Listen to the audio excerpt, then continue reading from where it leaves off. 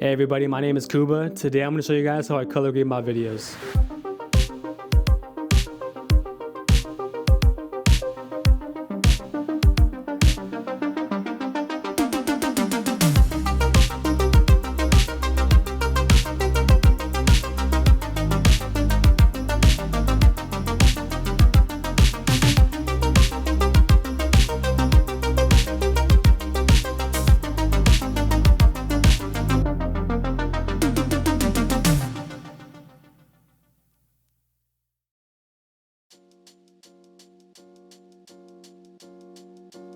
Alright, so now we are in DaVinci.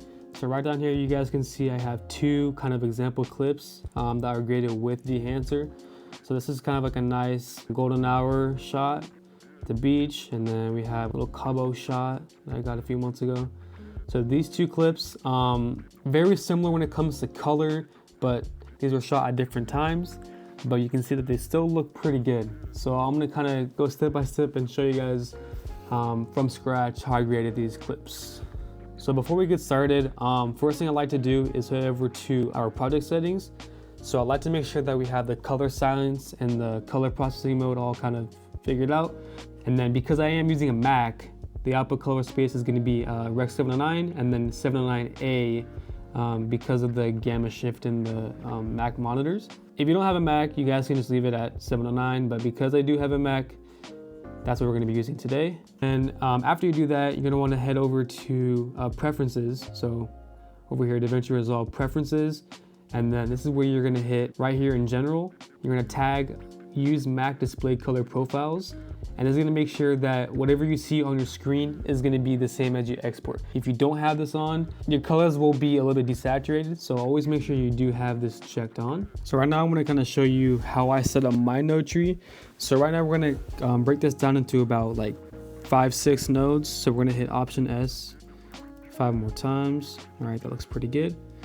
And so our first node is going to be our color transform node. So that's going to transform our log profile into DaVinci wide gamut, and then we'll transform DaVinci wide gamut into 709, which Dehancer will then interpret and basically add our top look onto that. So right here we have color space transform.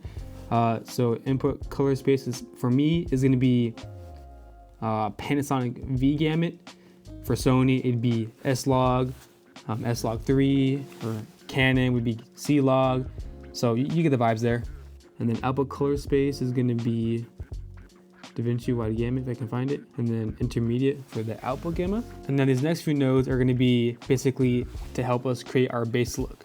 So this one is going to be our white balance node. So we're going to kind of fix up the white balance here, make sure everything's all balanced and the colors are looking all neutral. And then next one is going to be our balance node. That's going to help us with our exposure, get everything looking all nice and neat there. You know, play with our highlights, our shadows. And then after that, we're going to have a separate saturation node. We're actually able to mess with the saturation inside Dehancer itself, but typically I like to have my own saturation node on the side. I feel it's more flexible for me. But yeah, so we have a saturation node. And then we have one more color space transform node. This is going to transform our DaVinci intermediate into Rec 709, and then Dehancer will transform Rec 709 and apply our like final look to it. So right here, we got DaVinci wide gamut, input gamma, intermediate, and then color space 709, 709A. And then when we drag Dehancer into the last node, our source is going to be 709. I think I'm going to raise the exposure of this a little bit more. Midtone's going to be a little bit higher, and then lower those shadows just a smidge. There we go. So looking not too bad. All right, so now that we got the basic stuff out of the way, we're going to hop right into Dehancer. So over here by the input, I typically leave a lot of these just kind of as they are. This is nice just to kind of get like a base kind of exposure going before we do any work. Because all these parameters are going to affect the image before we add on like the final look. So honestly, it's up to you if you guys want to mess with this, but we're going to have to play it by ear and see how it goes. But typically I leave this mostly the same. I might mess with the temperature and tint, but honestly, I don't really mess with this too much. First thing we're gonna look at is film. So right here we have a Kodak Vision 3 kind of film profile right here, but I typically like to lean towards 400. So I'm gonna go ahead and select Portrait 400. And then we also have this push and pull like EV slider. So this is basically gonna help us expose our image. So with film, obviously we can control how much light is applied to the film.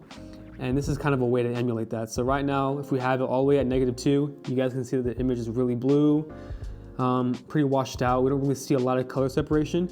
But when we bring it up to 2, we can see that the colors kind of come out. And this is without changing a lot of parameters. We literally just went and hit Portrait 400 and then set this value to 2. So in just like 2 clicks, we already have like a decent image. Obviously, I still think it looks a little blue, so we're gonna go ahead and just bring this temperature up a little bit. I think 45 might look well. Might be a little too much. Like split the difference. Say like about 26. So right there we have like a better start, just from like messing with the film and then adding a little bit of temperature.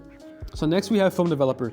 So this tab is gonna be used to kind of add some more contrast to the image, also boost the colors, add more saturation. Now that's what we have this node for. So there's 2 ways you can do it. You can use the saturation node, or you can just turn this off, head over to color boost in Film Developer, and then you can just toggle the saturation from there. Honestly, it's up to you, but I do like having a separate node for that. So both are gonna give you the same look, but I think just having the separate node gives you a little bit more flexibility.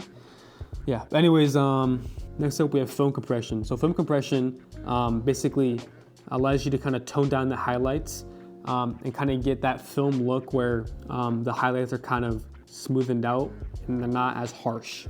So in this case, our highlights are looking pretty good. So maybe we might turn down the white point just a tiny bit. So, yeah, so bring that up. And that's gonna kind of smoothen that white point a little bit. And then bring the impact up to about 70. You guys can see in the highlights that's like a little bit more softer. You know, it's just that kind of really small difference that we're getting right here. So I don't typically use this a lot, but it's a pretty easy way to get soft highlights, so I'll use it every once in a while. Next we got expand. So basically this is gonna control like the darkest and the brightest points of your image. If we go ahead and bring that down, kind of like how we use the Film Developer, I like to leave this kind of at 0, and then I use this balance node to kind of toggle in my contrast myself. But the same thing can be done in here too. You can just remove the balance node, go straight into Dehancer, and you can kind of play around with the contrast that way. But again, I like using the balance node. That's just my preference. This is where the color and the overall look starts to pop out. So over here we got 4 profile choices. So we got Cineon Film Log, Linear, Fujifilm, Kodak Print Film, and then Kodak Endura Glossy Paper. So these 4 different prints are gonna give us different looks. So Linear is more of like a simple look, and this is what would be like if we didn't shoot using a specific film. So this is kind of more just to kind of get like a little simple grade. But if we do want to really emulate film, we're gonna want to select one of the 3 down here. So typically, I found myself using 2383. So we're going to go ahead and select that. And right away, you guys can see like how much it changes the image. So I'm actually gonna go back up here and kind of mess with the settings again. So I think putting that back up to 45 was probably the better choice. So yeah, that's already looking pretty good. Push and pull is looking all right. And then here's where we need to mess with the exposure again. So after I hit print, it dropped down our exposure a lot. So I'm gonna go back up to here. I'm actually gonna bring up the exposure a little bit. Let's bring up those midtones just a tad. All right, we'll bring down the gain just a little bit. And right there, that's looking pretty good. So this panel is gonna allow us to kind of separate the shadows, midtones, and highlights and kind of change those values individually. So like what we have down here on the curves window, we can select RGB. So it's kind of the same idea here. We have our like shadows, midtones, highlights, but we have it in this panel here. So I think it's pretty nice. If we wanted to change the shadows to be a little more warmer, we can bring it this way. If you want it to be a little bit colder, we can bring it down like that. Honestly, I think we'll leave it just as is. So the next panel that Dehancer has is film grain. Different film stocks have different sensitivities, or in other words, ISO. So right now, it just has a base preset of 35. I still think that's like a little bit too strong. So I'm gonna bring it down to a 65mm preset with 50 ISO. And that by itself already looks pretty good. But we can go ahead and kind of dial that in like a little bit more. So you can go ahead and hit custom. And I always like to kind of mess with the chroma. I like to turn the chroma all the way down. And then typically I like to have these to be a little bit lower here. We can balance that out. And then right there, I think we have like a pretty nice grain. So halation is basically an effect where like the edges of like the image have these really like red, orange kind of halos around them. So right here they have like 3 main presets. I think 35mm looks pretty good. So we'll leave that around 70. Bloom is where you're gonna get that dreamy kind of nighttime look that a lot of people use. So we got like 8mm, 35, 16. 35 works pretty well in my opinion. It's not too strong, but obviously you can kind of like dial it in here. So we'll leave that around like 60. I think 60 is pretty good. So after bloom, I don't really touch most of the stuff down here, but I'm gonna show you guys just a little bit of how each section works. So film damage, that's pretty simple. It's that kind of grainy, kind of scratchy, like leftover effect that you see on film. So if I play this right here, you guys can kind of just see the scratches, like the different like hair, the particles that kind of shows up on the image. So that just kind of gives it that kind of old, you know, old TV style look. I don't really use that typically, but if I was trying to make like a horror flick or something that was kind of dark and kind of retro, I might want to use that film damage. Film breath, I don't really touch that. Gate weave, don't touch that. Overscan's pretty cool. It kind of creates those borders as you would if you were to get film. So you can kind of you can have like a static gate where the borders don't change, or you can like toggle that off and then like the borders will move around and kind of. And then vignetting, it's in the name. It's gonna kind of darken or brighten those edges. So if we kind of bring it up, you can see boosts up our exposure, but also the edges are gonna be a lot more brighter. I think in this case, I'm gonna leave vignetting off, but it does look pretty cool. And then the rest of these options are just kind of monitoring options. So if you want to use false color to properly expose your image, there's that right there.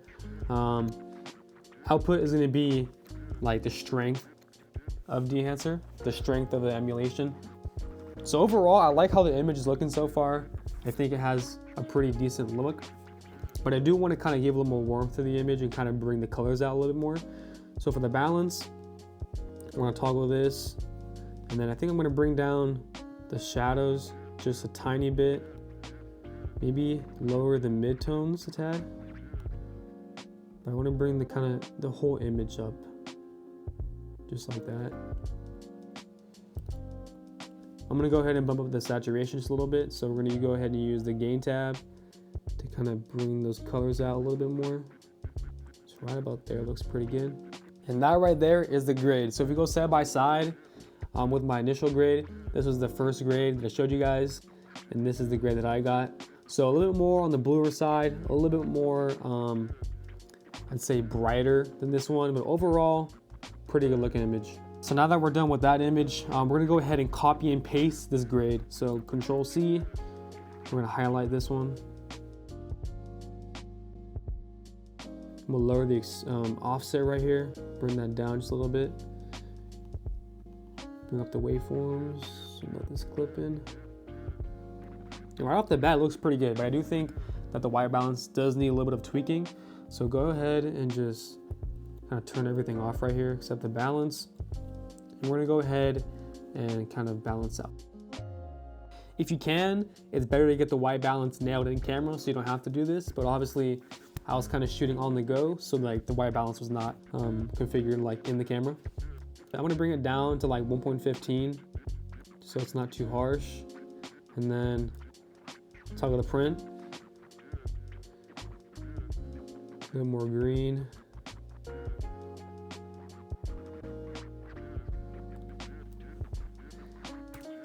And that right there is our grade.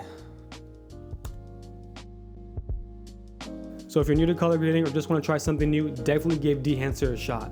If you guys do consider buying Dehancer, be sure to use the code KUBAFilms to get 10% off your order. Peace.